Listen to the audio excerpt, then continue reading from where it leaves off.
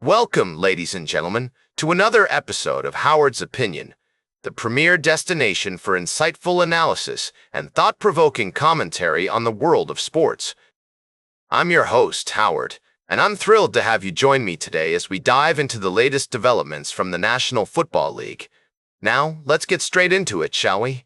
The NFL preseason is in full swing, and already, we're seeing some intriguing storylines emerge.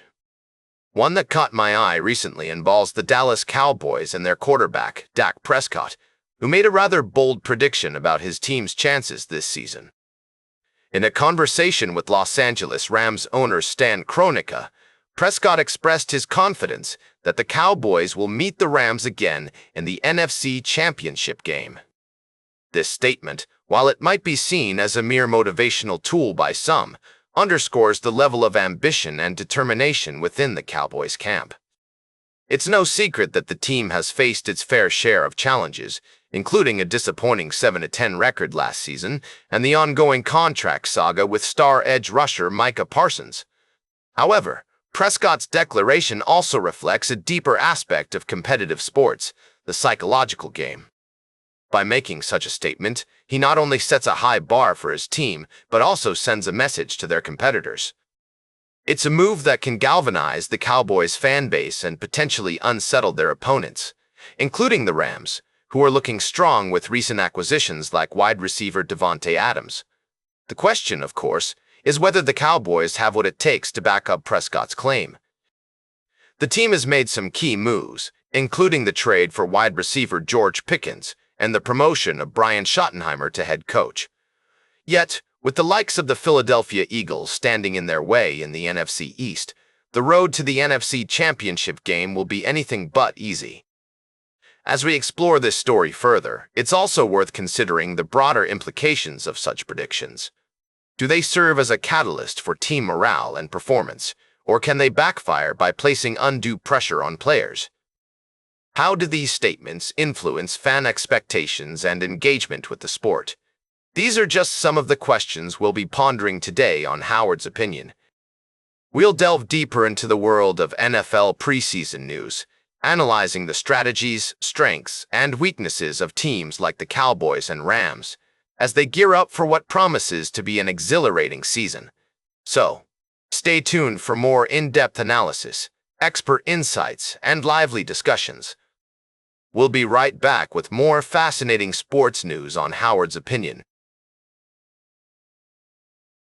Welcome back to Howard's Opinion. We're diving into the world of sports, and today we've got a story that's been making waves in the NFL.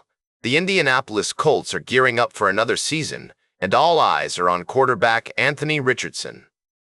Now, I know some of you might be thinking, Anthony who? But trust me, this young gun is turning heads. According to Colts captain Quentin Nelson, Richardson is having his best camp ever. That's right, folks. The third-year QB is impressing his teammates and coaches with his energy, experience, and accuracy on the field. Nelson says Richardson has been working on his mechanics, prioritizing his footwork, and it's paying off. He's been consistent in practice and even bounced back from some tough outings. But here's the thing, Richardson's still got a lot to prove. He completed just 47% of his passes last season, which isn't exactly impressive. And with the Colts facing injuries galore, including a knee injury to veteran slot cornerback Kenny Moore II and a groin injury to wide receiver Alec Pierce, they need Richardson to step up. Now, I know some of you might be thinking, Howard, what about the preseason opener? Didn't Richardson get hurt? Yes, he did exit the game early, but it looks like he's on the mend. And with the Colts set to face the Green Bay Packers next, Richardson will have a chance to showcase his skills in extended action. Colts head coach Shane Steichen is impressed with Richardson's progress, saying everything is cleaner and his decision-making has been sound. He's even seen great strides from Richardson as a leader. So, can Richardson lead the Colts to victory? We'll have to wait and see. But one thing's for sure, the Colts are counting on him. With injuries piling up, they need Richardson to be a game-changer, and if he can keep up this level of play, who knows what the future holds. Stay tuned for our final story of the day, right here on Howard's Opinion. Welcome back to Howard's Opinion, folks. We've got one more story to dive into before we wrap up today's show. I know many of you out there are sports enthusiasts, so this one's for you. We're talking about a milestone achievement in the world of baseball. None other than Justin Verlander has become the 10th MLB pitcher to reach 3,500 career strikeouts. What an incredible feat! Now, I know some of you might be thinking, Howard, what's the big deal about 3,500 strikeouts? Well, let me tell you, it's a monumental achievement that showcases Verlander's dedication, skill, and longevity in the sport. This guy has been playing at an elite level for years, and it's amazing to see him still going strong. Verlander's milestone strikeout came during a game against the Washington Nationals, where he struck out the side in the first inning. Although his team, the San Francisco Giants, ultimately lost 8-0, Verlander's achievement was the highlight of the day. As he said himself, "I was happy to get there, happy to have a moment with the fans. I really appreciate what it's taken to get there." It's interesting to note that Verlander has been having a bit of a rough season, with a 1.9 record and a 4.53 ERA. However, as he pointed out, his stuff is still great, and he's comparing his performances to his 2022 campaign when he won the Cy Young Award.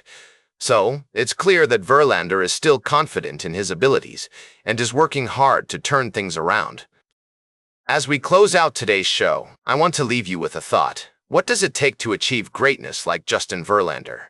Is it pure talent, hard work, or a combination of both? Whatever the answer may be, one thing is certain. Verlander's achievement is an inspiration to us all, reminding us that with dedication and perseverance, we can overcome obstacles and reach our goals. That's all for today's Howard's Opinion. Remember to like, share, and subscribe. And until next time, these are some of my humble thoughts.